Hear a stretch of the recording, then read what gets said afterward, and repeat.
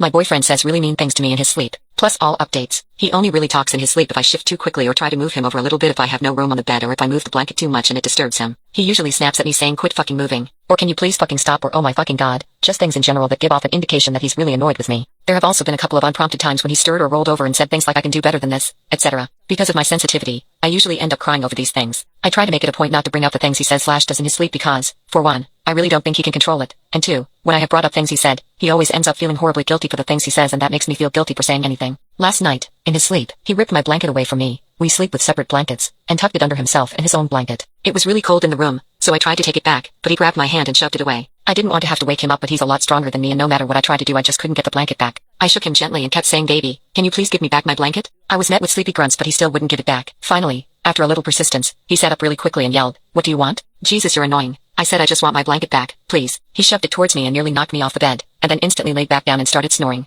I didn't sleep at all last night because of this. It's really eating at me. I really don't want to be annoying to him, especially when he's trying to rest after work, but I also don't know how I can keep putting up with this. Part of me wonders if he actually means any of the things he says. When he woke up this morning I couldn't bring myself to say anything about it but I also couldn't look him in the eye. Final update. A few months after my last post, I had an epiphany moment. It was 3 a.m., and he was drunk. He begged me to make him a pot of spaghetti because he liked the way I cooked it. I asked him if he would strain the pot for me, because the pot we had didn't have thermal safe handles, and I often would burn myself trying to do it on my own. He grumbled for a bit and said fine, but after less than 5 minutes, he said he was going to hang out in our bedroom. I begged him not to, because he would fall asleep, and trying to wake him when he fell asleep drunk often became a nightmare of verbal abuse. He insisted he wouldn't fall asleep, but lo and behold, he did. I thought to myself, great. Now I get to choose between burning my hands or being berated until I cry, all over a pot of fucking spaghetti. I chose to burn my hands. I angrily made myself a plate and put the rest in a Tupperware, and reality hit. I'm just like my mom. I took off to a friend's house for the night, and he panicked when he woke up in the morning and I wasn't there. He called me, crying, begging me to return. I unleashed all my feelings in return, and in more words told him that I didn't have much of an incentive to return, and how could I know that he'd do better? His tears turned to anger, and he screamed down the phone. It was terrifying. I ended up going back home to collect some things and told him that I needed to separate from him because I didn't know how to help him anymore, and as deeply as I loved him, I couldn't stay and watch him kill himself any longer.